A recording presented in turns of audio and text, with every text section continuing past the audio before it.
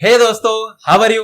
स्वागत है आप सभी का आपके अपने चैनल फिजिक्स मेल में। दोस्तों, आज हम थर्मोडायनेमिक्स का सेकंड लेक्चर लेके आए हैं और आज हम यहाँ पे बड़ी ही बेसिक चीजें पढ़ने वाले हैं। तो पहली जो चीज है वो है हीट। तो हीट को पढ़ना है तो एक सिंपल एग्जांपल मैं आपको देता हूं। अगर मैंने एक ग्लास लिया जिसमें मैंने चाय भर के रखी है, तो सुबह सुबह सबको लग रहा होगा कि भाई चलो चाय पी लेते हैं, लेकिन ये आपको पीने के लिए नहीं है, ये हमारे एक्सपेरिमेंट के लिए। और उसके बाजू में मैंने रख दिया एक आइस क्यूब, तो क्या होगा? देखो, जो चाय है उसका टेम्परेचर ज्यादा है, आइस क्यूब का टेम्परेचर कम है, तो इसका टेम्परेचर क्या होगा? धीरे धीरे घटने लगेगा। इसका टेम्परेचर घटेगा क्योंकि इसका ज्यादा है, तो थोड़ी देर के बाद इसका टेम्परेचर घट जाएगा और इसका टेम्परेचर बढ़ जाएगा, ये मेल्ट होने लगेगा। आया समझ में? अब ये क्यों हो रहा है? ये इसलिए हो रहा है क्योंकि यहां से कुछ एनर्जी निकल के आइस में आई है। ये जो एनर्जी फ्लो है इसी को आप बोलते हो हीट फ्लो। यही हीट है जो एनर्जी यहां से निकली है और यहां तक गई है। तो ये जो हीट फ्लो होती है, ये जो हीट फ्लो होती है वो कहां से कहां होती है? तो हीट फ्लो ऑलवेज होता है high temperature to low temperature. हमेशा heat high temperature to low ही फ्लो होगी, उल्टा नहीं होगा। Low temperature to high temperature heat कभी फ्लो नहीं होती, याद रखना। अब हीट अगर सिस्टम के अंदर आ रही है, तो जिस सिस्टम के अंदर हीट आ रही है उसको हम बोलेंगे कि हीट जो है वो वहां पे क्या है? पॉजिटिव। तो जब भी हम न्यूमेरिकल सॉल्व करेंगे तो आपको ये चीज याद रखनी है कि हीट पॉजिटिव होगी। कब? जब हीट एब्जॉर्ब हो रही है। तो इस आइस क्यूब के लिए जो हीट है वो पॉजिटिव है क्योंकि वो एब्जॉर्ब कर रहा है, और टी के लिए यानी चाय के लिए जो हीट है वो निगेटिव है क्योंकि वहां से हीट बाहर जा रही है। तो हीट अगर आप बाहर ले रहे हो, सिस्टम से बाहर निकाल रहे हो, तो उसको निगेटिव बोलेंगे, और हीट अगर आप दे रहे हो तो उसको क्या बोलेंगे? पॉजिटिव। तो heat absorb is always positive. Heat taken out अगर आपने बाहर निकाली है तो उसको क्या बोलेंगे? निगेटिव। तो ये जो साइन कन्वेंशन है ये आपको याद रखना है। अब देखो, मैंने क्या किया, मैंने यहां पे एक गैस चेंबर लिया, वो पैक गैस चेंबर है, ठीक है। अब उसमें गैस भरी है, तो इस गैस का जो वॉल्यूम है वो कांस्टेंट हो गया। वॉल्यूम क्या हो गया यहां पे? Volume constant. अब इसका वॉल्यूम कांस्टेंट है और आप इसको क्या दे रहे हो? आप इसको हीट दे रहे हो। तो आपने इसको गर्म किया, जैसे ये गर्म होगी ये क्या करेगी? हीट एब्जॉर्ब करेगी। ये जो हीट एब्जॉर्ब करेगी, क्यों? उसका फॉर्मूला क्या है? कितनी हीट ये एब्जॉर्ब करेगी? तो उसका फॉर्मूला हमने थर्मल एक्सपेंशन में पढ़ा था। क्या था फॉर्मूला? NC डेल्टा टी, where N is number of mole, C is specific heat and delta T is change in temperature. अब N means number of mole है, उसकी जगह पे आप मास भी, आपने MC डेल्टा T ये फॉर्मूला देखा होगा, मास भी आप ले सकते हो। यहाँ पे नंबर ऑफ मोल्स हमने कंसिडर किया, अमाउंट ऑफ सब्सटेंस के लिए मास नहीं कंसिडर किया है, तो NC डेल्टा T ये फॉर्मूला हो गया। C क्या है? C है specific heat, means amount of heat taken by gas to raise its temperature by 1 degree Celsius. तो 1 डिग्री सेल्सियस से टेम्परेचर बढ़ाना है, तो जो हीट एब्जॉर्ब होती है उसी को आप बोलते हो स्पेसिफिक हीट। अब यहां पे देखो, ये जो स्पेसिफिक हीट होगा वो दो तरीके का हमारे पास होता है। एक होता है एट कांस्टेंट वॉल्यूम, एक होता है एट कांस्टेंट प्रेशर। यहां पे हमने वॉल्यूम कांस्टेंट कर दिया है, हमने इसको बंद कर दिया चारों ओर से, तो इसका वॉल्यूम क्या हो गया? गैस का कांस्टेंट हो गया। तो कितनी भी उसको हीट मिल जाए ये बाहर नहीं निकल सकता, तो सिर्फ इसका टेम्परेचर बढ़ेगा, ये बाहर नहीं निकल सकता, यानी वॉल्यूम कांस्टेंट है। तो जो हीट आपने एब्जॉर्ब की, इस गैस ने जो एब्जॉर्ब की, वो NCV डेल्टा T, इतनी हीट उसने एब्जॉर्ब की। अब यही चीज अगर मैं ओपन में कर दूं, तो अगर ये ओपन में है तो इसका मतलब कांस्टेंट प्रेशर को है, क्योंकि एटमॉस्फेरिक प्रेशर क्या होता है? कांस्टेंट होता है। तो ये कांस्टेंट प्रेशर को ये चीज चल रही है। तो अब जो हीट एब्जॉर्ब होगी वो हीट है QP, और वो होगी NCP डेल्टा T, क्योंकि अभी स्पेसिफिक हीट कौन सा है? कांस्टेंट प्रेशर वाला है। और आपको पता है कि जो कांस्टेंट CP जो प्रेशर है, जैसे कि हमने काइनेटिक थ्योरी में देखा था, तो कांस्टेंट प्रेशर को जो स्पेसिफिक हीट है वो ज्यादा होता है कांस्टेंट वॉल्यूम से। इसलिए हमें यहां पे पता चला कि जो QP है, कांस्टेंट प्रेशर को जो हीट एब्जॉर्ब हो रही है वो ज्यादा है कांस्टेंट वॉल्यूम से, यानी जो हीट है वो पाथ डिपेंडेंट है। Heat is path dependent. अब ये हमें कैसे समझ में आया? तो हीट इज पाथ डिपेंडेंट। क्यों? क्योंकि आप पाथ कौन सा चूज कर रहे हो? हीट देने के लिए या तो फिर एब्जॉर्ब करने के लिए। अगर आपने कांस्टेंट वॉल्यूम का पाथ चूज किया है तो हीट कुछ अलग होगी, और कांस्टेंट प्रेशर का पाथ चूज किया है, यानी आपने प्रेशर कांस्टेंट रख दिया तो कुछ अलग हीट होगी, यानी हीट इज पाथ डिपेंडेंट। ये हमें यहाँ पे समझ में आया समझ में। चलो नेक्स्ट जो हमारा है, इसको नंबर 1 दे देते हैं, इसको नंबर 2। नेक्स्ट है हमारा इंटरनल एनर्जी। तो अब ये इंटरनल एनर्जी क्या होती है, तो ये भी हमने जो काइनेटिक थ्योरी था उसमें पढ़ लिया था, फिर से एक बार पढ़ते हैं। देखो यहाँ पे, चलो ये एक फिर से कंटेनर है, गैस का कंटेनर है। अब इस कंटेनर में गैस के मॉलिक्यूल्स होंगे ऑब्वियसली। ये जो मॉलिक्यूल्स है वो हमेशा रैंडम मोशन में घूमते रहते हैं, हमें पता है। तो इनके पास टेम्परेचर है, यानी इनके पास मोशन है। तो अगर इनके पास मोशन है तो इसका मतलब इनके पास काइनेटिक एनर्जी है। तो काइनेटिक एनर्जी इनके पास है, साथ में ये जो मॉलिक्यूल्स है ये पास पास में है, इनके बीच फोर्स ऑफ अट्रैक्शन होता है। तो इस फोर्स ऑफ अट्रैक्शन की वजह से उनके पास एक एनर्जी होती है जिसको हम पोटेंशियल एनर्जी बोलते हैं। तो अभी इसके पास दो टाइप की एनर्जी है मॉलिक्यूल्स के पास। एक काइनेटिक एनर्जी है due to molecular motion, molecule motion में है तो उसकी वजह से जो है वो काइनेटिक एनर्जी है। और दूसरा मॉलिक्यूल्स की जो कॉन्फिगरेशन है यानी फोर्स ऑफ अट्रैक्शन है, उसकी वजह से जो एनर्जी है उसको हम बोलेंगे पोटेंशियल एनर्जी। तो दो एनर्जी, ये दो एनर्जी मिलके बनती है आपकी इंटरनल एनर्जी। तो यही वो इंटरनल एनर्जी है जो गैस के पास है, due to molecular motion and due to molecular configuration. But real gas में, जैसे कि हमने काइनेटिक थ्योरी में देखा था, तो रियल गैस में ये जो मोलिकुलर फोर्स है उसको हम निग्लिजिबल मानते हैं, इसलिए ये जो पोटेंशियल एनर्जी है वो भी जीरो हो जाएगी। तो अगर आप आइडियल गैस की बात कर रहे हो, अगर आप आइडियल गैस की बात कर रहे हो तो आइडियल गैस में ये जो पोटेंशियल एनर्जी है वो जीरो होती है। तो जो इंटरनल एनर्जी होगी वो आइडियल गैस के लिए कितनी होगी, इक्वल्स टू यू के होगी। और अगर रियल गैस की बात करेंगे तो ये internal energy UK plus UP होगी, क्योंकि रियल गैस के लिए पोटेंशियल एनर्जी होती है बट आइडियल गैस के लिए पोटेंशियल एनर्जी जीरो होती है, जो कि हम अज्यूम करते हैं। इसलिए आपको ये याद रखना है। तो इंटरनल एनर्जी क्यों होती है मुझे लगता है आपको समझ में आ गया। अब देखो, अगर इनके पास मोलिकुलर मोशन है, तो मोलिकुलर मोशन है इसका मतलब इनके पास आरएमएस स्पीड भी है, आरएमएस स्पीड है इसका मतलब इनके पास टेम्परेचर भी है। तो इनकी मोलिकुलर मोशन उतनी होती है जितना टेम्परेचर होता है, यानी इसकी जो काइनेटिक एनर्जी है वो डायरेक्टली प्रोपोर्शनल टू टेम्परेचर है। तो जितना टेम्परेचर होगा उतनी काइनेटिक एनर्जी होगी, और जितनी काइनेटिक एनर्जी होगी उतनी इंटरनल एनर्जी होगी, यानी internal energy is directly proportional to temperature. और ये इसके फॉर्मूले से भी हमें पता चलता है। इसका फॉर्मूला हमने डिराइव किया था काइनेटिक थ्योरी में, internal energy U is equal to NF by 2 R delta T। तो चेंज इन इंटरनल एनर्जी अगर आपको निकालना है तो आपके लिए ये फॉर्मूला है NF by 2 R delta T, where N is number of moles, F is degree of freedom, R is universal gas constant and delta T is the change in temperature. तो चलो अभी यहां पे हम देख लेते हैं इसको, इंटरनल एनर्जी। अब देखो, ये जो इंटरनल एनर्जी है इसका फॉर्मूला हमें मिल गया। यहां पे देखो, ये जो N है उसको मैं एज इट इज रखता हूं, नंबर ऑफ मोल्स को। F/2R ये किसका फॉर्मूला है, तो हमने काइनेटिक थ्योरी में देखा था F/2R ये CV का फॉर्मूला है। तो NCV डेल्टा T ये हमें फॉर्मूला मिल गया।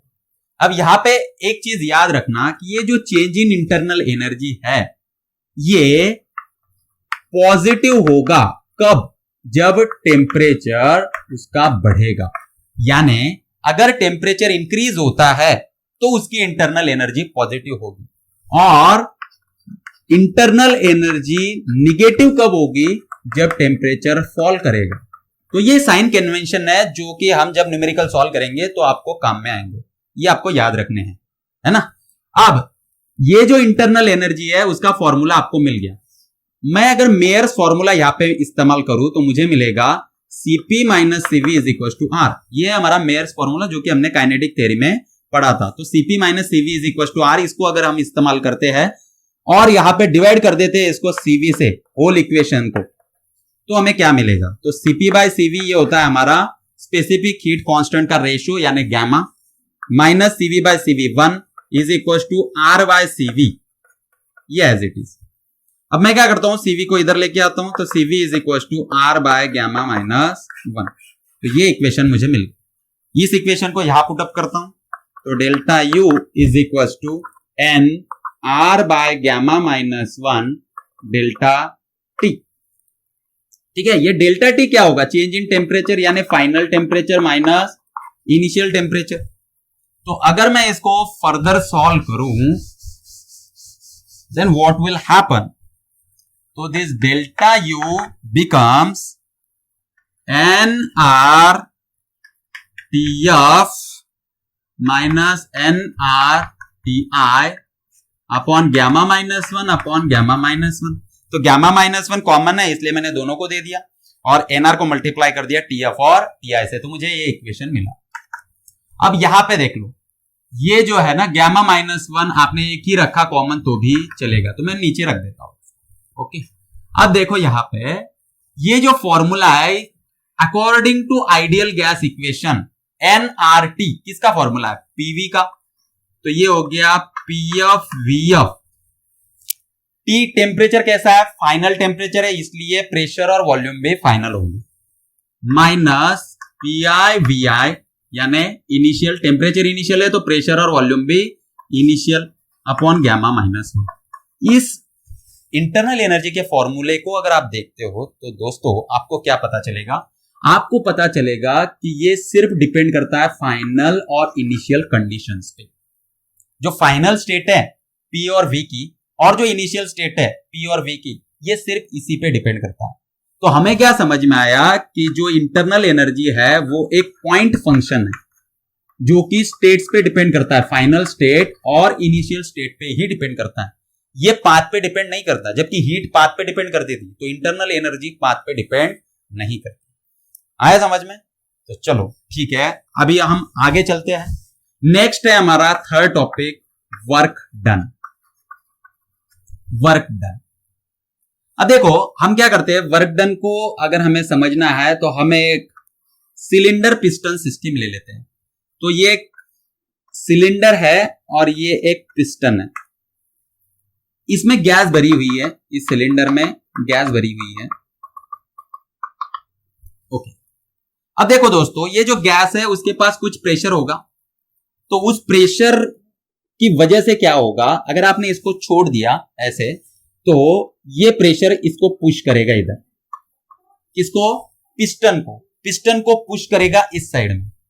अब पिस्टन को जब वो पुश करेगा और पिस्टन का जो एरिया है वो अगर A है, तो इसका कितना फोर्स है जो इधर लगेगा, तो गैस कितना फोर्स उस पिस्टन पे लगा रही है, तो हम यहां पे लिखेंगे force exerted by gas on piston.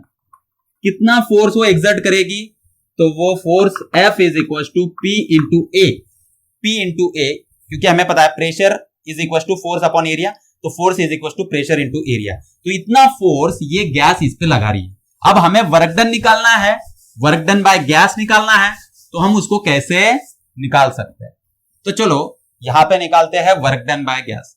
तो मान के चलते हैं कि ये जो गैस है इसने क्या कर दिया, इसको पुश कर दिया, ये जो पिस्टन है इसको पुश कर दिया।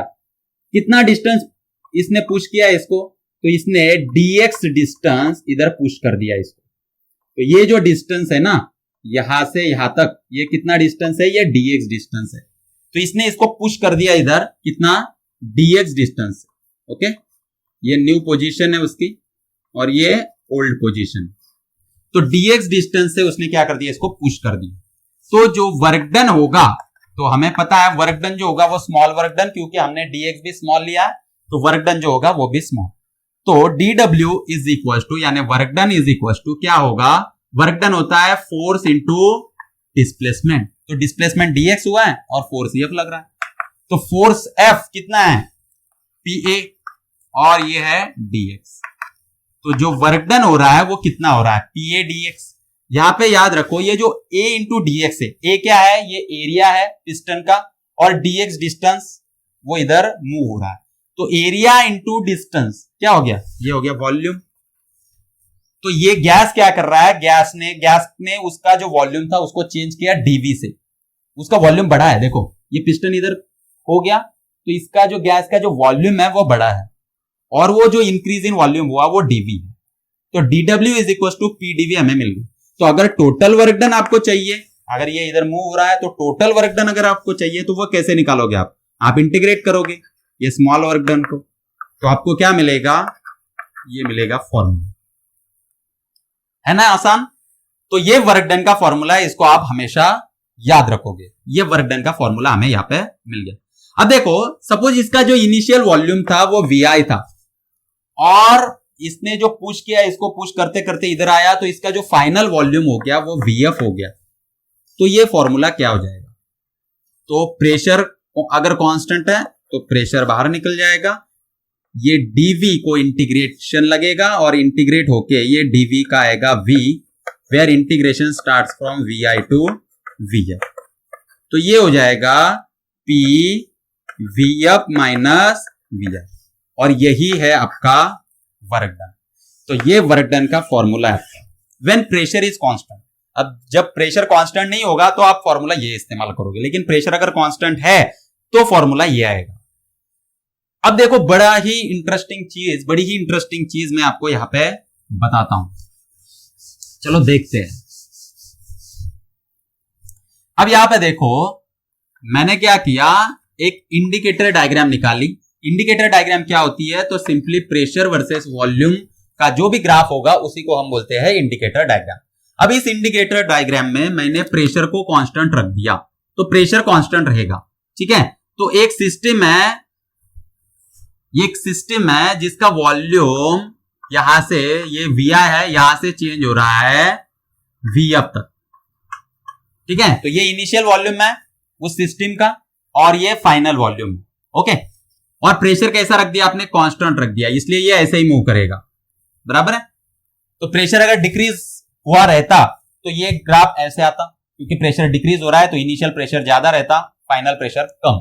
लेकिन यहाँ पे प्रेशर कांस्टेंट है तो ये ग्राफ कुछ इस तरीके से आएगा और उसका वॉल्यूम चेंज हो रहा है VI टू VF। तो अब यहाँ पे अगर मैं एरिया अंडर दी कर्व निकालता हूं, एरिया अंडर दी कर्व निकालता हूं तो क्या होगा, तो देखो ये एरिया निकलेगा, एरिया अंडर दी कर्व। तो ये तो एक रेक्टेंगल हो गया। तो रेक्टेंगल का जो एरिया होता है वो कितना होता है, वो होता है लेंथ इंटू ब्रीथ। तो इसकी लेंथ कितनी है, तो इसकी लेंथ है इन दोनों का डिफरेंस, यानी VF माइनस VI। और इसकी विड्थ कितनी है, तो इसकी विड्थ इक्विवेलेंट टू प्रेशर है, क्योंकि यहां पे प्रेशर है। तो मुझे ये फॉर्मूला मिला। तो जहां पे प्रेशर कांस्टेंट है वहां पे एरिया अंडर द कर्व का फॉर्मूला ये है, और जहां पे प्रेशर कांस्टेंट है वहां पे वर्क डन का फॉर्मूला ये है। दोनों को अगर आप कंपेयर करते हो तो आपको मिल गया work done is equal to area under the curve on indicator diagram.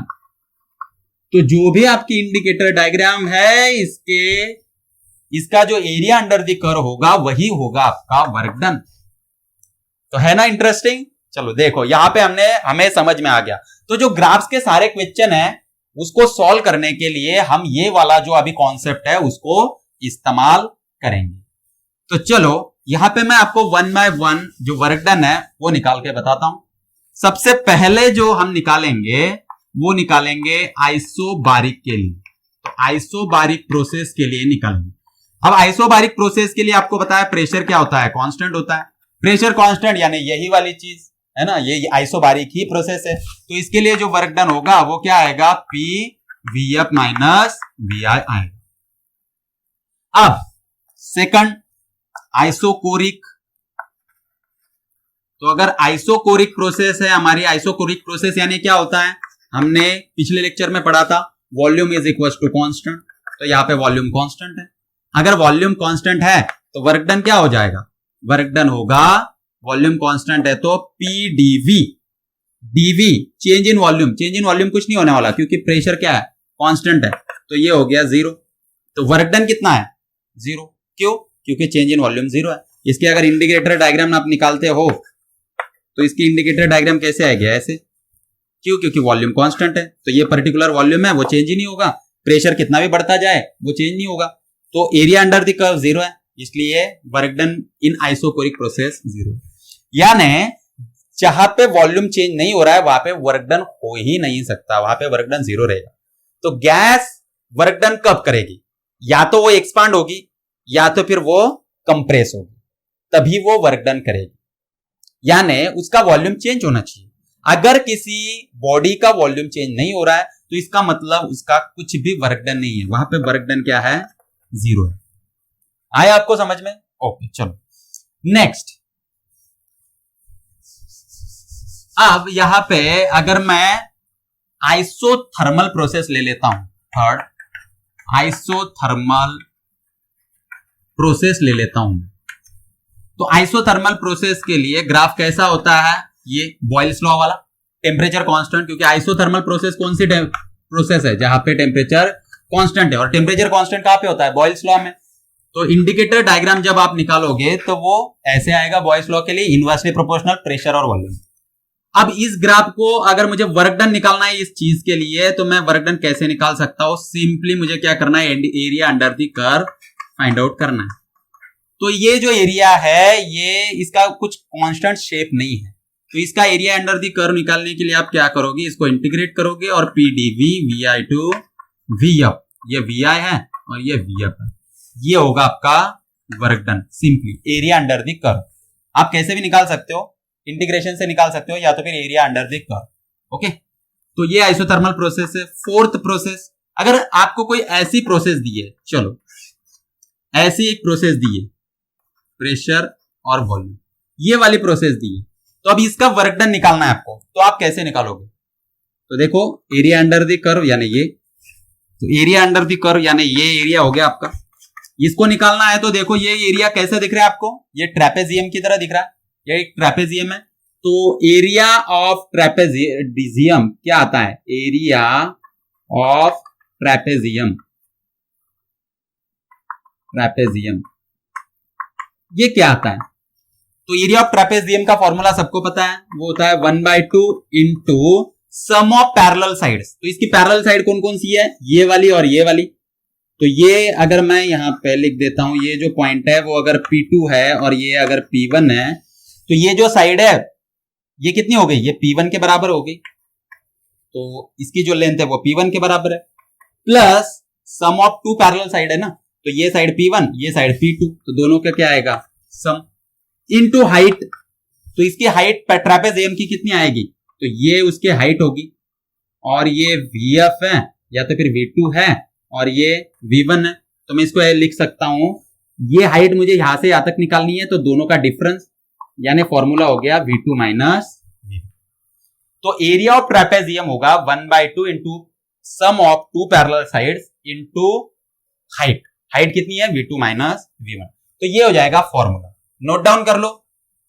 तो जैसे जैसे मैं आगे जा रहा हूं आपको ये क्या करना है? नोट डाउन कर लेना है, वीडियो को पॉज कर करके आपको इसकी नोट्स बनानी है।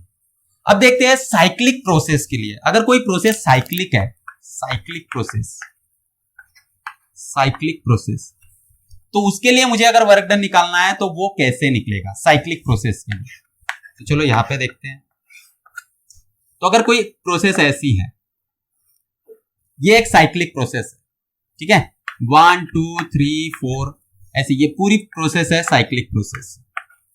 तो इसका अगर एरिया आपको निकालना है तो सिंपली आपको क्या करना होगा?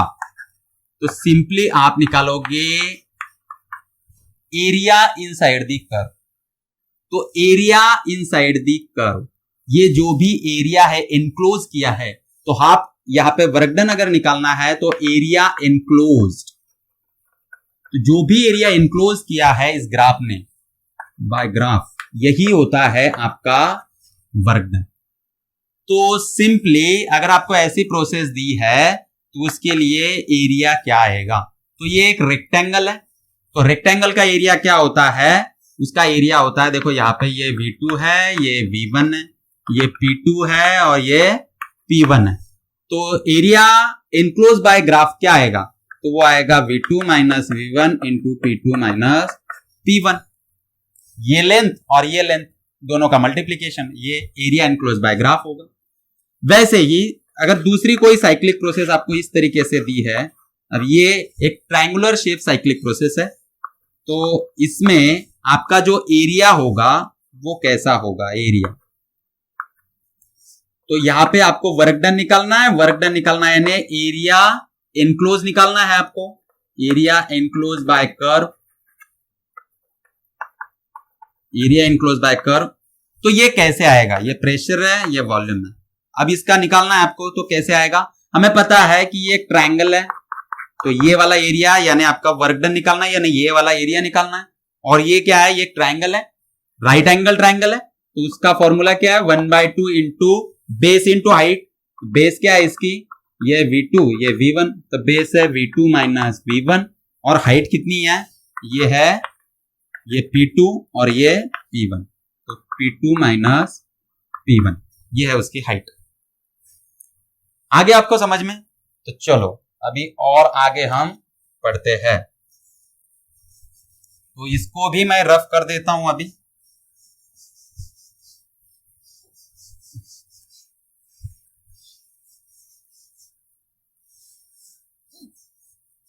अगर मुझे और एक साइक्लिक प्रोसेस का निकालना है जिसका शेप सर्कुलर है, तो ये सर्कुलर शेप के लिए मैं कैसे निकाल सकता हूं, तो इसका वर्क डन मुझे निकालना है। तो बोलो कैसे वर्क डन निकलेगा, ये प्रेशर है इधर, यहां पे इंडिकेटर डायग्राम है, ये वॉल्यूम, इसका मुझे निकालना है। ये ऐसी एक प्रोसेस है,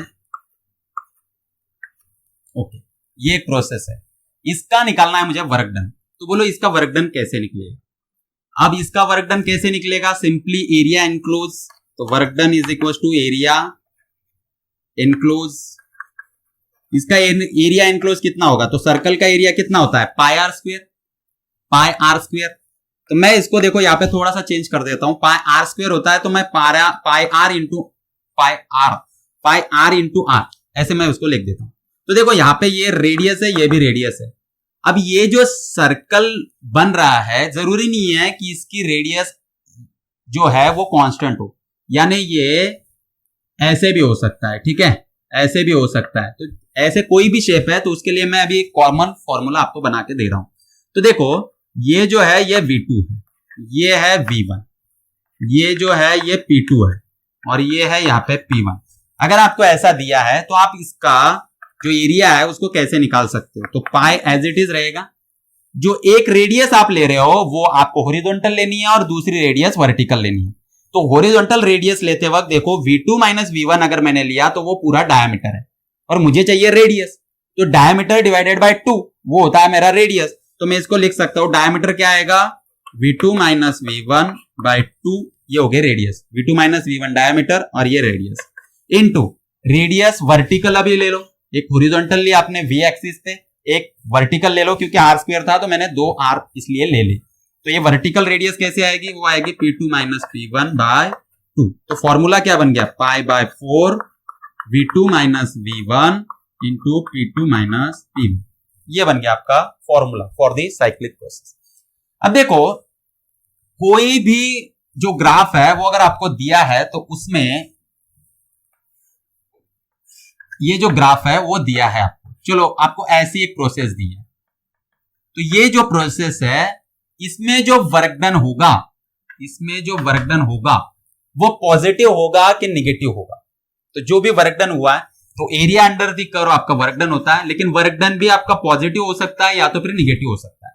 तो याद रखो कि वर्क डन पॉजिटिव कब होता है, तो वर्क डन इज पॉजिटिव कब होता है, जब work done is positive when work is done by gas.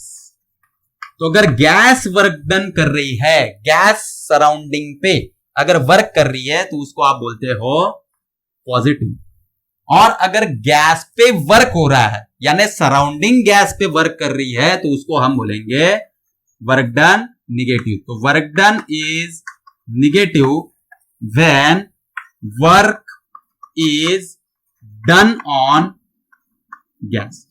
तो गैस पे वर्क हो रहा है तो वो होगा आपका निगेटिव, ठीक है, गैस पे वर्क हो रहा है तो निगेटिव, और गैस अगर वर्क कर रहा है तो वो क्या होगा, पॉजिटिव होगा।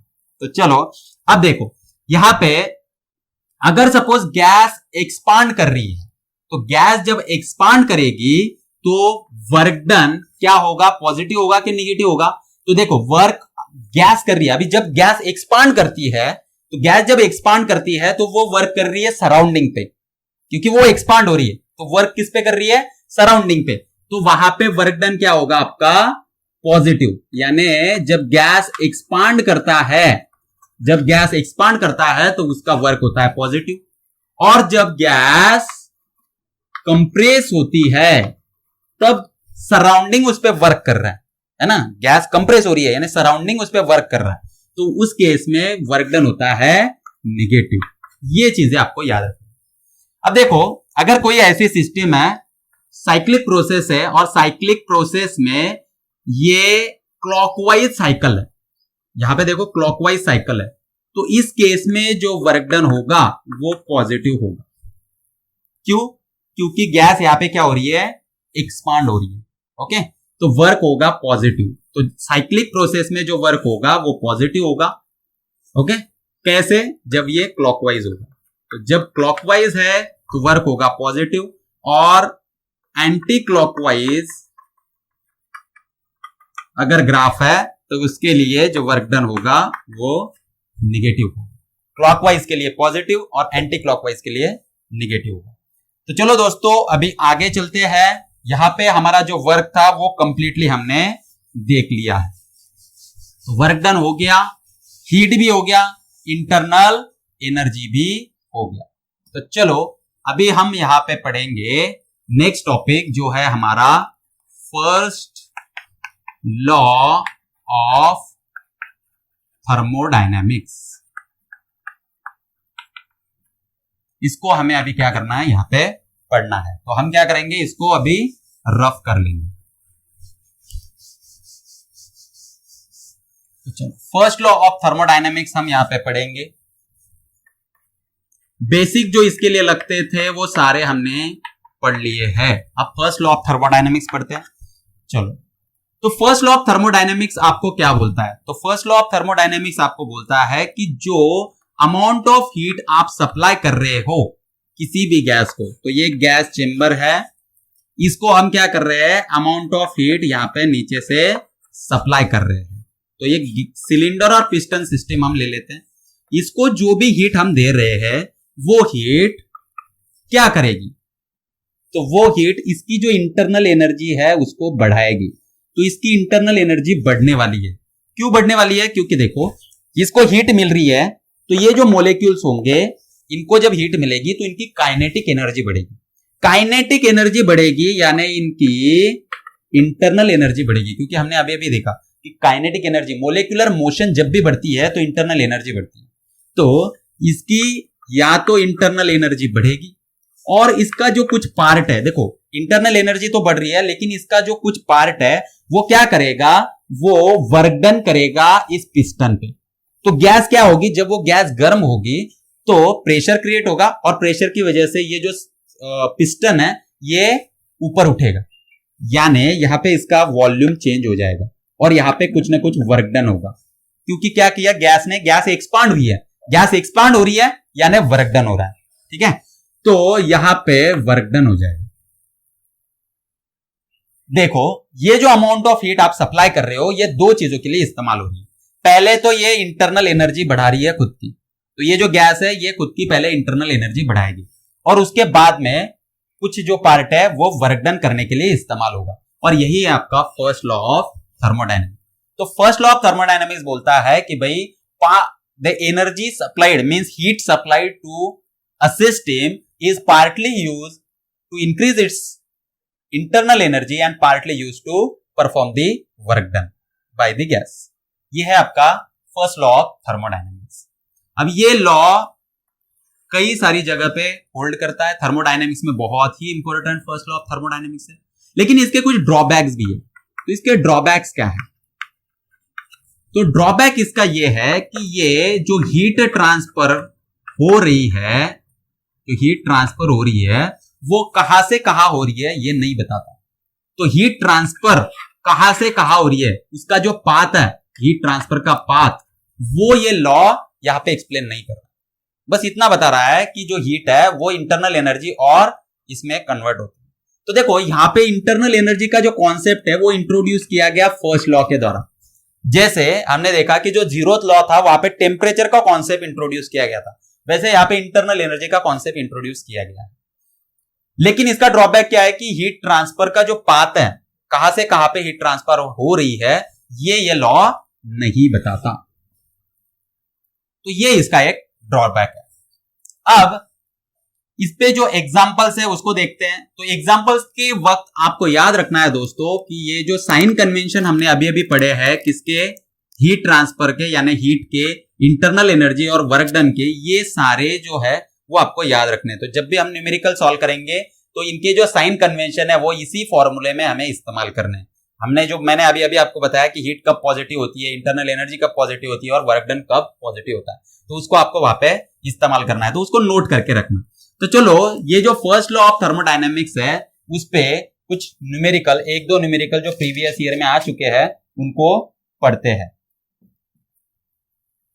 ओके, तो JEE 2019 में ये क्वेश्चन आया था। JEE 2019 में ये क्वेश्चन आया था।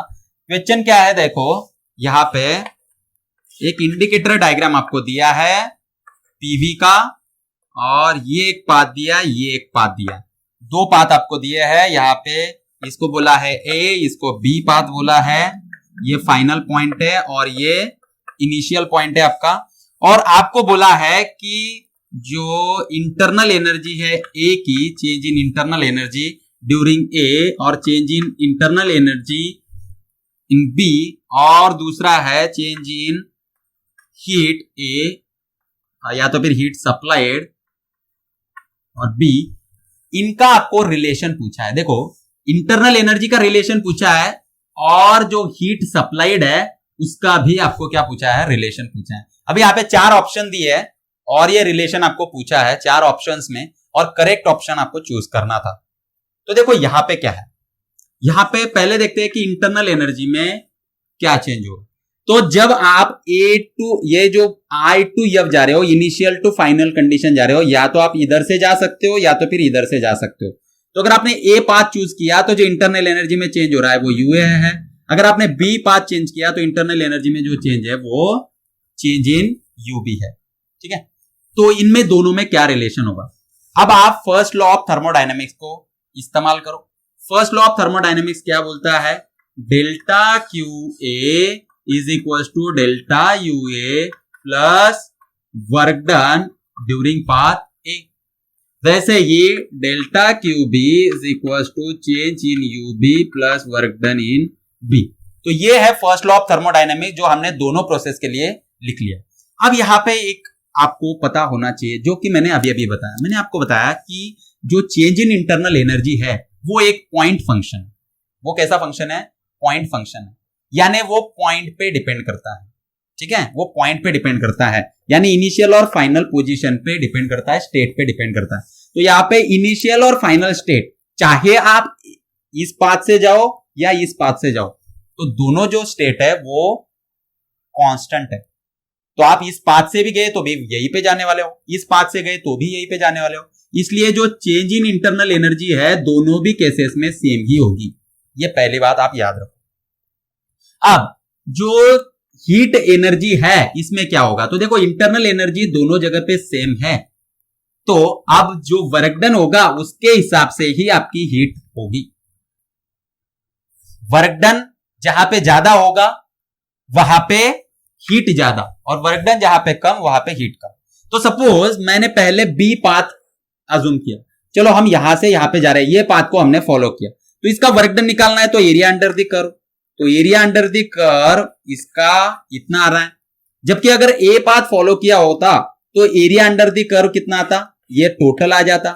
तो हमें यहाँ पे क्लियरली विजिबल है कि अगर मैं ए पाथ फॉलो करता हूं तो वर्क डन ज्यादा है, जबकि अगर बी पाथ फॉलो करता हूं तो वर्क डन कैसा है, कम है। देखो जो वर्क डन है वो भी एक पाथ डिपेंडेंट क्वांटिटी है, पाथ पे डिपेंड करती है।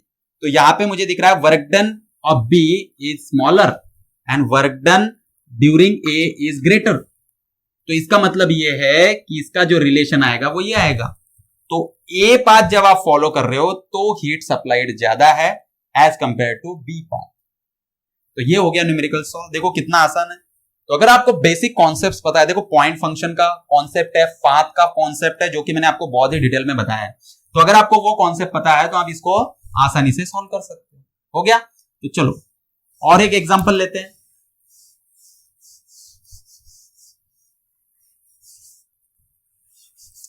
चलो नेक्स्ट एग्जांपल है, वो भी JEE 2019 से है। क्या है एग्जांपल? आपको दिया है एक इंडिकेटर डायग्राम, और उस इंडिकेटर डायग्राम में आपको कुछ ऐसे दिया हुआ है, ठीक है। एक साइक्लिक प्रोसेस दिया है, और ये A है, ये B है, ये C है, ये D पॉइंट है, ऐसे आपको दिया है इंडिकेटर डायग्राम पर। अब आपको क्या बोला है? A gas can be taken from A to B gas जा रहा है, थ्रू पाथ C से जा सकता है, थ्रू पाथ D से जा सकता है। Okay, when path ACB is use 60 joule of heat flows into this system. तो जब आप ACB यूज कर रहे हो तो जो हीट है ACB का वो कितना है? 60 जूल है, ऐसे आपको गिवन है। Okay, and 30 joule of work is done by the system. तो जब आप ACB पाथ फॉलो कर रहे हो तो जो वर्क डन है वो 30 जूल है। अब आपको आगे बोला है if ADB path is taken, अगर ADB पाथ हम लेते हैं तो जो वर्क डन है ADB का वो दिया है आपको 10 जूल। तो आपको पूछा है heat flows into the system in path ADB, तो ADB का जो हीट है वो आपको क्या किया है? पूछा है। देखो इसमें आपको ये इतनी चीजें दी है, 3 चीजें, और चौथी जो है हीट ADB की वो आपको पूछी है। उसको निकालने के लिए हम पहले इस्तेमाल करेंगे ACB पाथ को। तो ACB पाथ के लिए मैं अगर change in heat during ACB path लेता हूं, ये चेंज इन हीट ही है, ठीक है, सारा ये चेंज इन है। ओके, तो ये क्या आएगा? तो ये आएगा change in internal energy during ACB plus work done during ACB। अब देखो A to B जा रहा है, A to B जा रहा है, ये प्रोसेस C के द्वारा, यानी C के थ्रू जा रहा है। यहां पे याद रखो कि A to B जब जा रहा है, आप इधर से जाओ या इधर से जाओ, जो चेंज इन इंटरनल एनर्जी होगा वो सेम ही होगा, क्योंकि ये जो 2 पॉइंट्स है ये फिक्स है। तो आप पाथ कोई भी चेंज करो, internal energy is path independent, तो आप इसको पाथ इंडिपेंडेंट होने की वजह से दोनों के लिए सेम ही होगा, आप इधर से जाओ या इधर से जाओ। अब हम क्या करेंगे, यहां पे वैल्यूज रख देंगे। तो ये 60 दिया है आपको, तो 60 is equal to change in internal energy लिखते हैं, क्योंकि पाथ पे वो डिपेंड नहीं करती। तो change in internal energy plus work done during ACB is 30 joule. तो ये क्या हो गया? चेंज इन इंटरनल एनर्जी हो गया 30 जूल। अब ये कांस्टेंट ही रहेगा, चाहे आप इधर से जाओ चाहे आप इधर से जाओ। तो हम अब जो पाथ है ADB उसके लिए लिखेंगे ADB is equal to change in internal energy plus work done during ADB। तो अब यहां पे वैल्यूज डाल दो। तो आपको क्या दिया है? आपको वर्क डन दिया है 10 जूल ADB का, तो आपने यहां पे वर्क डन डाल दिया 10 जूल, और जो चेंज इन इंटरनल एनर्जी है वो तो आपने यहां पे निकाल ली, वो 30 जूल है, चाहे आप इधर से जाओ चाहे इधर से, तो ये 30 जूल ही रहेगा। तो इसका मतलब इसकी वैल्यू कितनी आई?